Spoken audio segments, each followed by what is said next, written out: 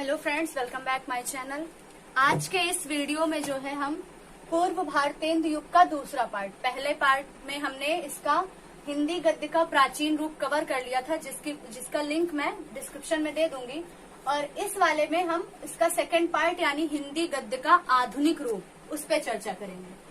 तो इसका जो आधुनिक रूप है वो है हमारी खड़ी बोली, जो इस समय चल रही है। आधुनिक रूप क्या है? खड़ी बोली।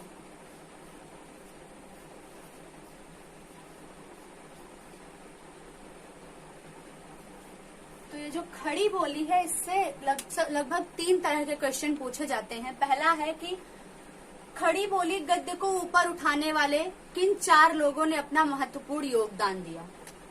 क्या है? 4 लोग। और फिर दूसरा है कि किन 2 राजाओं ने अपना योगदान दिया, मतलब वो 2 राजा कौन से हैं जिन्होंने खड़ी बोली को ऊपर उठाने में अपना योगदान दिया। दूसरा है राजा, 2 राजा। और तीसरा है रचना, यानी खड़ी बोली गद्य की प्रथम रचना कौन सी है, या फिर पहले कहाँ दर्शन मिलते हैं खड़ी बोली के, रचना या दर्शन। तो एक एक करके हम बात करते हैं। पहले लेते हैं ये 4 लोग कौन कौन से हैं जिन्होंने खड़ी बोली गद्य को ऊपर उठाने में अपना योगदान दिया। तो ये 4 लोग हैं मुंशी सदा सुखलाल, मुंशी सदा सुखलाल। दूसरे हैं इंशाअल्लाह खां,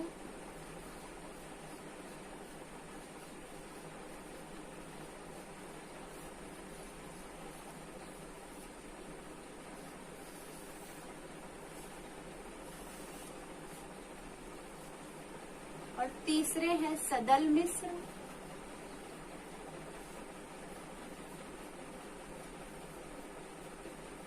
चौथे हैं लल्लू लाल। पहले वीडियो में हमने लल्लू लाल के बारे में थोड़ी सी चर्चा की थी कि इनके रचनाओं के बारे में हम इस वीडियो में अच्छे से कवर करेंगे, तो वो आज इसमें हम लोग कवर करेंगे। लल्लू लाल, लल्लू लाल। तो इनके बारे में थोड़ी थोड़ी जानकारी ले लेते हैं जहां से क्वेश्चन उठाए जाते हैं। तो वो है इनकी रचनाओं से संबंधित और इनकी जन्म स्थान, मतलब कभी कभी पूछ लेते हैं कि कहाँ के रहने वाले हैं। कुछ चीजें हैं इनके बारे में जो एक एक करके बात कर लेते हैं। तो मुंशी सदा सुखलाल जो है ये है दिल्ली के रहने वाले,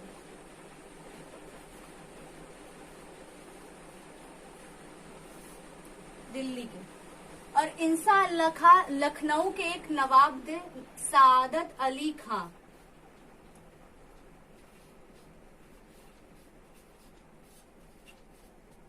लखनऊ के नवाब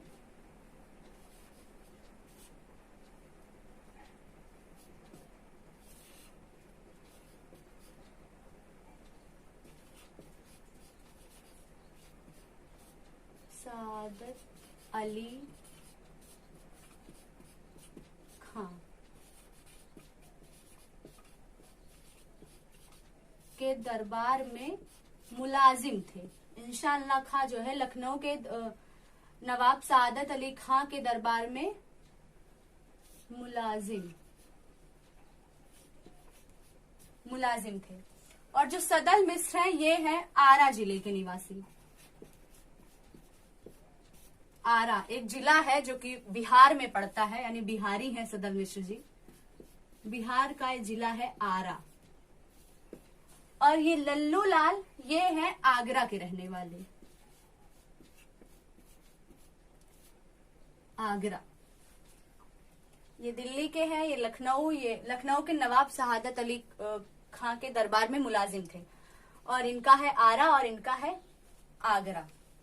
अब है इनकी भाषा पर, लेकिन इससे पहले कुछ ये लल्लू लाल जी जो है ये एक गुजराती ब्राह्मण थे। पूछ लेते हैं कभी कभी क्वेश्चन, गुजराती ब्राह्मण। लल्लू लाल जी गुजराती ब्राह्मण थे। और ये दोनों सदल मिश्र और लल्लू लाल, ये दोनों ही जो है क्या है, कोलकाता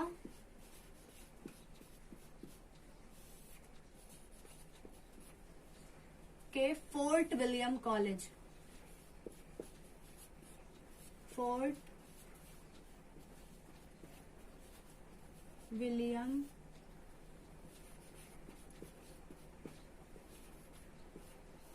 कॉलेज में शिक्षक थे। दोनों का लिख रही हूं इसलिए दोनों तक पहुंचा दिया क्योंकि ये दोनों ही थे।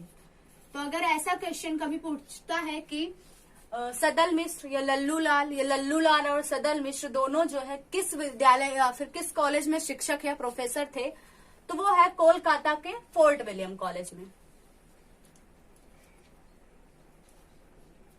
अब बात करते हैं इनकी भाषा की। तो जो मुंशी सदा सुखलाल है, इनकी भाषा सहज थी, बहुत ही सरल और प्रवाहमयी भाषा, सहज और प्रवाहमयी। और इनकी जो शैली थी, भाषा शैली, वो जो थी उसमें पंडिताऊपन था।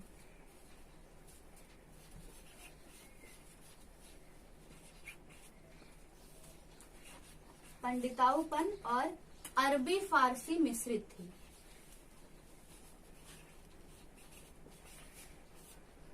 अरबी फारसी मिश्रित शैली थी।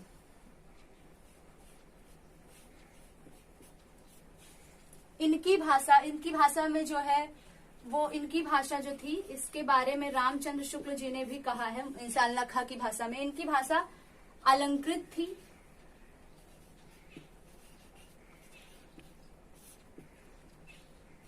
चुटीली थी,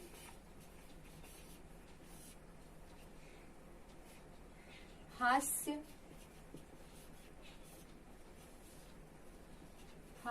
व्यंग पूर्ण,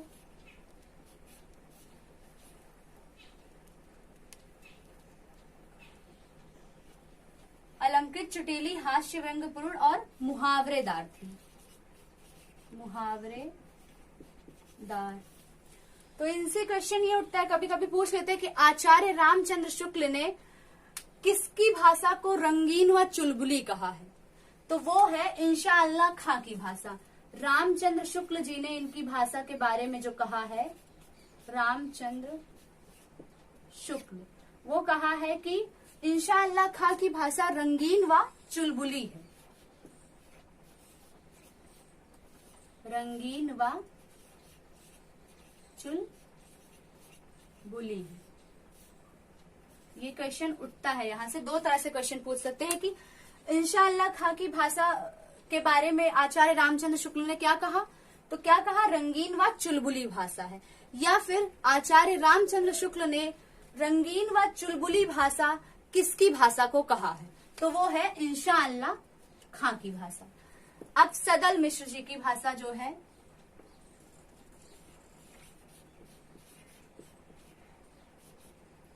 इनकी भाषा स्पष्ट, व्यवहार उपयोगी,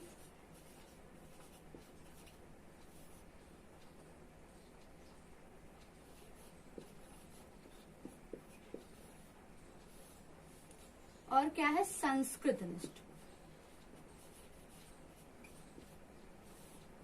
संस्कृतनिष्ठ है, स्पष्ट, व्यवहार उपयोगी और संस्कृतनिष्ठ। लल्लू लाल जी की जो भाषा है वो बस एक है, वो ब्रिज भाषा। ये अपना ब्रिज भाषा के में लिखते थे, मतलब ब्रिज भाषा इनकी प्रमुख भाषा है।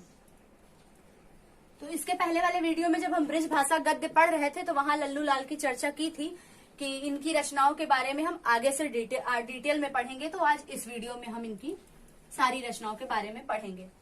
भाषा हो गया, इनका स्थान, भाषा। अब है रचना, जो कि मतलब क्वेश्चन उठता है रचनाओं से ही। मुंशी प्रेमचंद जी, मुंशी सदा सुखलाल की रचना, इंशाअल्लाह और सदल मिश्र, लल्लू लाल, इन चारों की रचनाओं की बात कर लेते हैं। तो इनकी जो रचना है मुंशी सदा सुखलाल की है, वो है सुख सागर। कोई भूलने वाला कोई वैसा काम तो है नहीं कि ट्रिक की जरूरत पड़े। मुंशी सदा सुखलाल, सुखलाल यानी सुख सागर, सुख सागर। तो ये तो अक्सर सबको पता होता है कि मुंशी सदा सुखलाल की रचना सुख सागर है, लेकिन यहाँ से हटकर एक क्वेश्चन पूछ लेता है, वो ये है कि मुंशी सदा सुखलाल की रचना सुख सागर या फिर सुख सागर किस पर आधारित है, मतलब किससे उठाकर ये ली गई है, उसके आधार पर बनाया गया है। आधार का ये समझिए जैसे कि रामचरितमानस तुलसीदास जी ने लिखा है, जिसका आधार क्या है, वाल्मीकि रचित रामायण, रामायण का आधार है रामचरितमानस। तो वैसे ही ये सुख सागर जो है वो किसका आधार है, तो ये है भागवत का श्रीमद्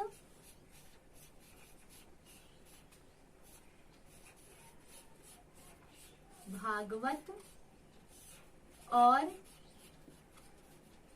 विष्णु पुराण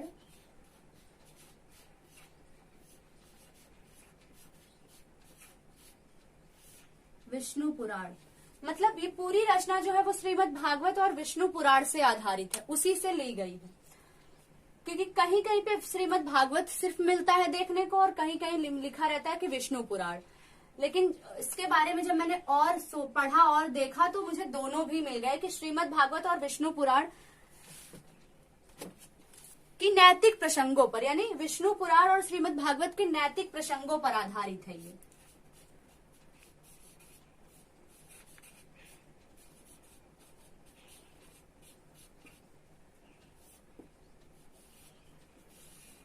तो ये जो है वो इम्पोर्टेंट है, क्योंकि ये चूंकि सबको पता होता है, सबने रटा होता है, बहुत कॉमन हो चुका है, हर बार पूछा जाता है, तो ये तो सबको याद रहेगा। लेकिन अगर क्वेश्चन हमारा फंस जाता है कहीं पे जहां हमको नहीं आता है, वो ये है कि किस पर आधारित है सुख सागर, तो ये चीज आप ध्यान पे रखिए।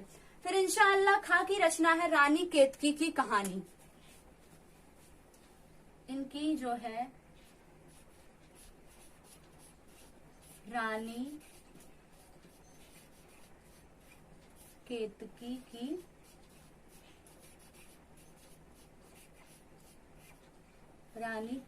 की कहानी।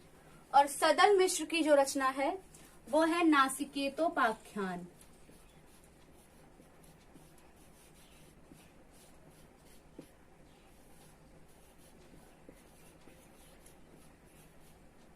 ध्यान दीजिए, अक्सर गलतियां कर देते हैं कि या तो नासिकेतोपाख्यान कर देंगे या फिर नसिकेतोपाख्यान कर देंगे, मतलब या फिर यहाँ से मात्रा हटा देते हैं कुछ लोग या फिर यहाँ से।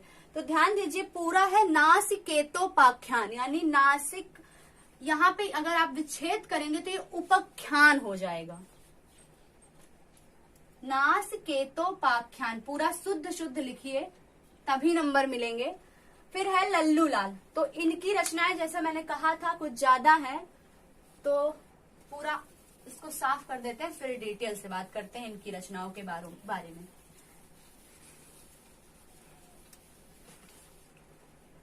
बात करते हैं लल्लू लाल की रचनाओं के बारे में।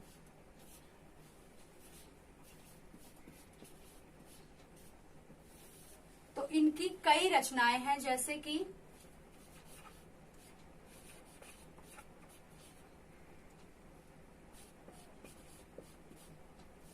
शकुंतला नाटक,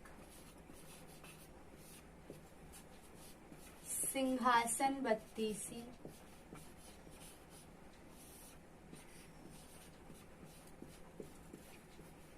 विक्रमादित्य की स्टोरी है इसमें, सिंहासन बत्तीसी, बेताल पचीसी, ये भी उसी में है, चंद्रगुप्त विक्रमादित्य के बारे में, बेताल पचीसी, माधव विलास,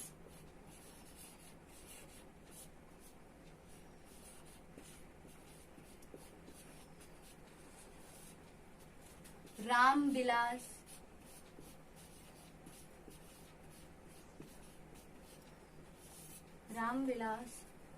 राजनीति,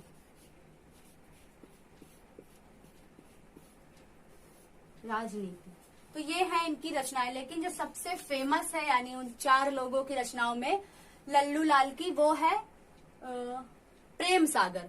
मुंशी सदा सुखलाल की क्या थी, सुख सागर, और लल्लू लाल की क्या है, जो सबसे प्रसिद्ध रचना है वो है प्रेम सागर। यहाँ से भी वही क्वेश्चन उठता है क्योंकि ये रचना भी किसी पर आधारित है। जैसे कि यहाँ पर सुख सागर जो है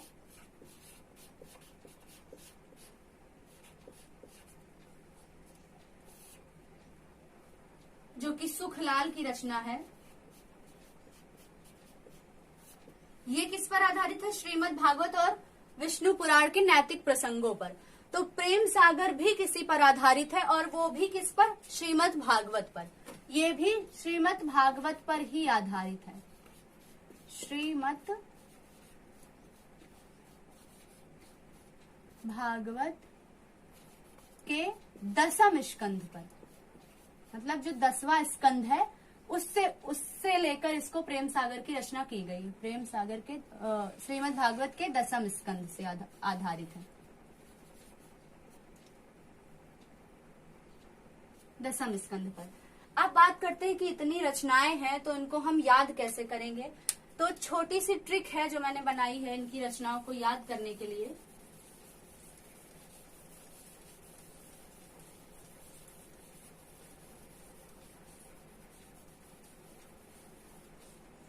वो ट्रिक है कि शकुंतला माधव राम, नहीं, या फिर ऐसे कर लीजिए कि शकुंतला के सिंहासन पर बैठकर माधव बेताल राम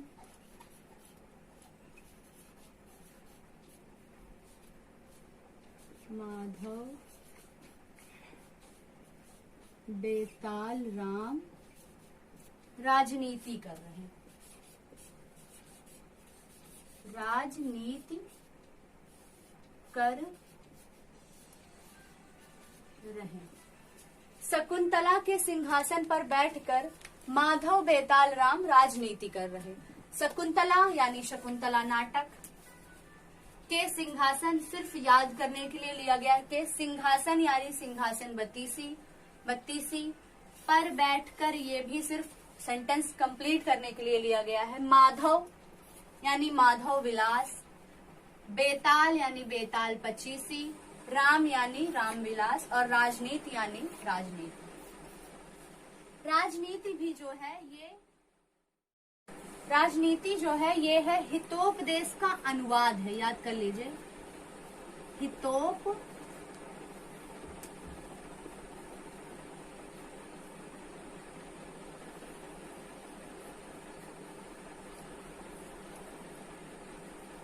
हितोपदेश का अनुवाद। तो ये हो गए हमारे वो 4 लोग जो हिंदी गद्य को ऊपर उठाने में अपना योगदान दिए। मुंशी सदा सुखलाल, इंसान अल्लाह खां और लल्लू लाल सदल मिश्र। ये 4 लोग हो गए जिनकी रचनाओं से संबंधित क्वेश्चन उठते हैं, तो वो मैंने कवर कर लिया और उनके बारे में थोड़ी बहुत जो जानकारी थी वो हो गया। अब बात करते हैं कि वो 2 राजा कौन है, यानी हिंदी गद्य को ऊपर उठाने वाले 2 राजा कौन है।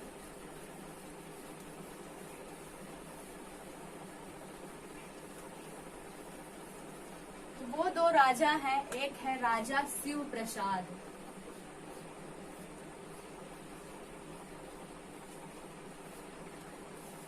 राजा शिव प्रसाद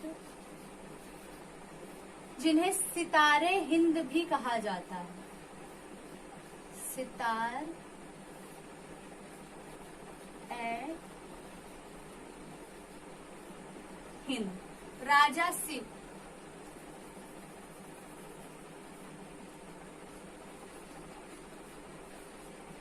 राजा शिव प्रसाद और जो दूसरे हैं वो सितारे हिंद यहाँ पर।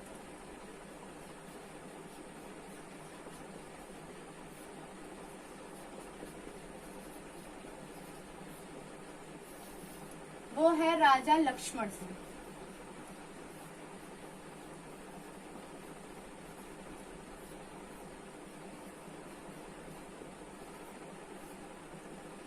तो इन दोनों से 3 तरह के क्वेश्चन उठते हैं। पहला इनकी भाषा, दूसरा इनकी रचना और तीसरा मोस्ट इम्पोर्टेंट इनकी पत्रिका।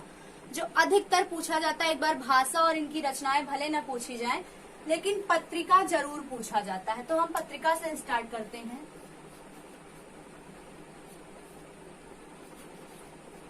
राजा शिव प्रसाद सितारे हिंद, इनकी जो पत्रिका है वह है बनारस अखबार। बनारस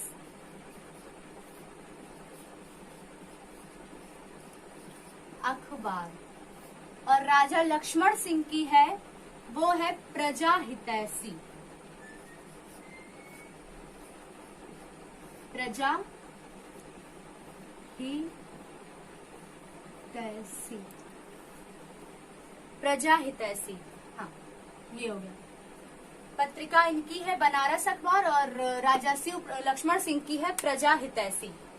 अब बात करते हैं इनकी भाषा की।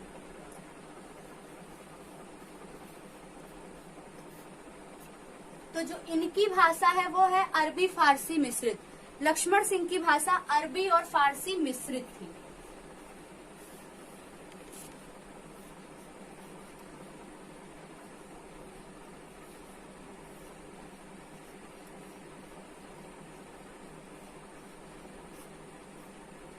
और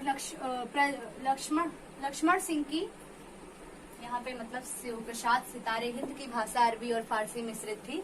लक्ष्मण सिंह इधर है। तो इनकी भाषा जो थी वो विशुद्ध संस्कृत निष्ठ थी। विशुद्ध मतलब संस्कृत के शब्दों पर थोड़ा जोर था इनका। विशुद्ध संस्कृत निष्ठ। तो अगर भाषा पूछता है, क्योंकि पूछ ही लेता है, इनकी जो है वो अरबी फारसी मिश्रित थी और इन्होंने संस्कृत पर ज्यादा बल दिया था, संस्कृत के शब्दों पर। तो इनकी है विशुद्ध संस्कृत निष्ठ। अब है कुछ रचनाएं इनकी लक्ष्मण सिंह की और शिव प्रसाद जी की, जिनके बारे में क्वेश्चन दे देता है कि ये रचना किसकी है, उस तरह से उठकर आता है। तो जो इनकी रचनाएं है राजा शिव प्रसाद सितारे हिंद की, वो है राजा भोज का सपना। एक है राजा भोज का सपना, और है उपनिषद सार।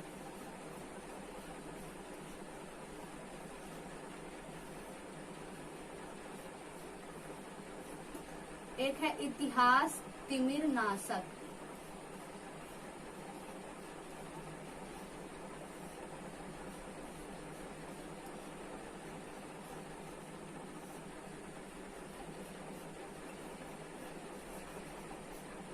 इतिहास तिमिर नाशक, राजा भोज का सपना, उपनिषद सार, इतिहास तिमिर नाशक और आलसियों का कोड़ा।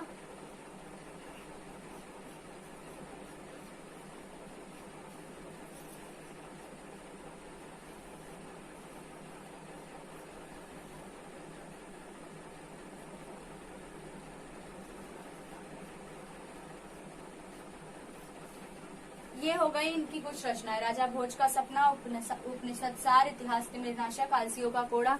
एक और है, वो है भूगोल हस्तामलक। मेरे पास जगह नहीं है, आप लिख लीजिए भूगोल हस्तामलक। और राजा लक्ष्मण सिंह की है वो है रघुवंश।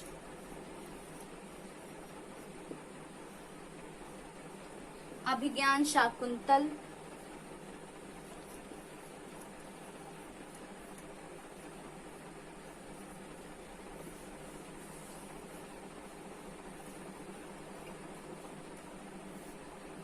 और एक तीसरी है मेघदूत, जो कि हम सभी जानते हैं कि ये रचनाएं किसकी हैं, ओरिजिनलिटी में किसकी हैं, यानी रघुवंश, अभिज्ञान शाकुंतल और मेघदूत जो हैं वो कालिदास जी की रचनाएं हैं। तो इन्होंने इनका अनुवाद किया है, यानी खड़ी बोली गद्य में इनका अनुवाद करके इस रचना को लिखा है। तो ये जो सारी रचनाएं हैं ये इनकी अनूदित रचनाएं हैं, मौलिक नहीं है, अनूदित, अनूदित कृतियां। अनूदित और मौलिक में क्या अंतर है? यही, मौलिक यानी जो हमने खुद से लिखी है, और अनूदित यानी जो किसी की लिखी हुई रचना ऑलरेडी है वो उसको हमने अपनी भाषा में लिखा। जैसे अभिज्ञान शाकुंतल, मेघदूत, रघुवंश कालिदास जी ने संस्कृत भाषा में लिखा है। तो चूंकि ये संस्कृत मतलब जानते थे, संस्कृत के जानकार थे, तो इन्होंने इसका हिंदी में अनुवाद करके लिखा, इसलिए अनूदित रचनाएं कहलाई। और मौलिक क्या होती, जो खुद मेरी ही रचना है, कहीं से मैंने ली नहीं है, कहीं से अनुवाद नहीं की है। यानी शिव प्रसाद जी की ये सारी मौलिक रचनाएं हैं। सारी है कि नहीं मुझे जानकारी नहीं है, लेकिन मतलब जो खुद से लिखी गई है वो मौलिक है, और जो दूसरों की रचना का अनुवाद किया गया है वो अनूदित है। तो 4 लोग कंप्लीट हो गए, और वो 2 राजा। 2 राजा कौन थे? शिव प्रसाद सितारे हिंद जिन्हें कहा जाता है, और दूसरे थे लक्ष्मण सिंह। इनका इम्पोर्टेंस सबसे ज्यादा है वो ये है, यानी इनकी पत्रिका अक्सर पूछी जाती है। तो राजा शिव प्रसाद की पत्रिका है बनारस अखबार, और लक्ष्मण सिंह की है प्रजा हितैषी, प्रजा के हितकारी थे।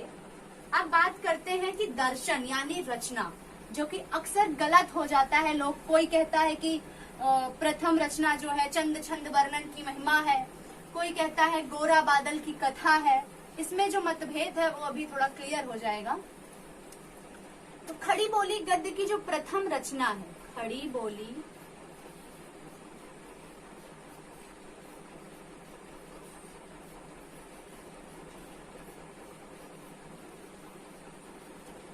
प्रथम रचना,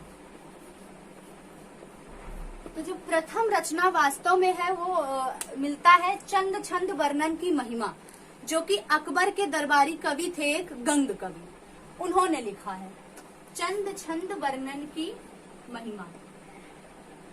प्रथम, इसको मैं भी समझा रही हूँ कैसे। प्रथम रचना हो गई चंद छंद वर्णन की महिमा, जो कि है कवि गंग की। ये अकबर के दरबारी कवि थे, अकबर के दरबारी कवि गंग। तो इनकी रचनाओं में कुछ भाषा, मतलब कहीं कहीं खड़ी बोली गद्य का दर्शन मिलता है। चूंकि ये पहले के कवि हैं, इनकी रचनाएं पद्य में होती थी, गद्य में नहीं होती थी, लेकिन फिर भी कहीं कहीं गद्य का प्रयोग इन्होंने किया है, और वो गद्य जो था वो खड़ी बोली में था। इसलिए प्रथम रचना कई लोग मानते हैं कि चंद छंद वर्णन की महिमा है। लेकिन जो प्रामाणिक रचना है, मतलब जिसको प्रमाणित किया गया है कि यही रचना है खड़ी बोली गद्य की, तो प्रामाणित रचना है वो है गोरा बादल की कथा। प्रामाणित रचना वो है गोरा बादल की कथा, जिसके लेखक हैं जटमल।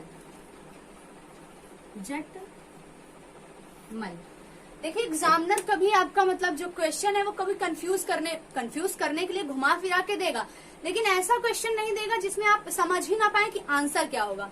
अगर वो पूछता है कि प्रामाणिक रचना कौन सी है, मतलब क्वेश्चन में आता है कि खड़ी बोली गद्य की प्रामाणिक, साफ साफ उसमें शब्द लिखा रहेगा प्रामाणिक रचना। तो जो प्रामाणिक रचना है वो है हमारी गोरा बादल की कथा, जिसके रचनाकार है जटमल। लेकिन अगर कहता है कि प्रथम दर्शन किसमें मिले, खड़ी बोली गद्य की रचना में कौन सी रचना जिसमें खड़ी बोली गद्य की दर्शन होते हैं, तो वो है चंद छंद वर्णन की महिमा। लेकिन अगर उस क्वेश्चन में प्रामाणिक शब्द आता है तो आपको बिना सोचे समझे, मतलब सोच समझ के काम करना चाहिए। बिना सोचे समझे का मतलब है कि फिर आपको कंफ्यूज होने की बिल्कुल जरूरत नहीं है। वहां पे आपको गोरा बादल की कथा जटमल की ही रचना लिखनी है, वहां पे चंद छंद वर्णन की महिमा गंग जी की रचना नहीं लिखनी है। प्रामाणिक पूछता है, प्रामाणिक मतलब गोरा बादल की कथा। अब आप इसको कैसे याद कर सकते हैं, तो आप ऐसे याद कर सकते हैं कि प्रामाणिक बादल जो है वो गोरा है, काला नहीं गोरा है। बस याद हो जाए आसानी से कि प्रामाणिक जो बादल है वो गोरा है, यानी प्रामाणिक रचना पूछता है तो गोरा बादल की कथा। तो इस वीडियो में हमने इसका आधुनिक रूप कवर कर लिया, यानी पहले वीडियो और दूसरे वीडियो को मिला के पूर्व भारतेंदु युग हमारा कवर हो गया है। अब इसके बाद हम धीरे धीरे एक एक युग पर आएंगे, मतलब भारतीय युग, द्विवेदी युग, ऐसे करते नई कविता तक पूरा कवर करेंगे हिंदी साहित्य के गद्य का इतिहास। तो अगर वीडियो अच्छी लगी है तो लाइक कीजिए, शेयर कीजिए और सब्सक्राइब कीजिए।